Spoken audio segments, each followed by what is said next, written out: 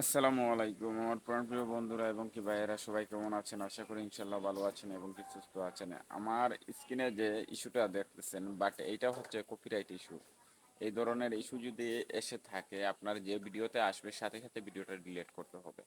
কেননা এই ইস্যু যদি আপনার থেকে থাকে, তাহলে আপনি মনিটাইজেশন সেটআপগুলো থেকে মনে করেন এই যে মনিটাইজেশনের মাধ্যমে তো আপনার টাকাটা আসে।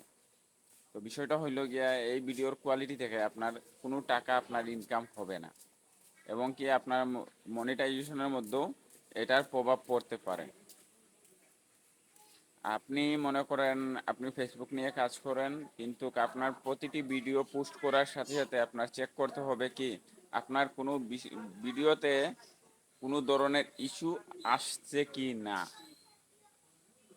এটা প্রথমত আপনার চেক করতে হবে। দ্বিতীয়ত হলো গিয়ে, আপনি যে ভিডিওগুলো পোস্ট করবেন এবং কি অন্যদের গঠনমূলক কমেন্টস করবেন। যদি গঠনমূলক কমেন্টস না করেন, তাহলে কিন্তু ফেসবুকের সামনের দিকে বাড়তে পারবেন না। আর আমি আগেও বলেছি, এখনো বলবো, ভালোবাসবেন, ভালোবাসা পেয়ে যাবেন। আর যদি অবহেলা করেন, তাহলে কিছু পাবেন না।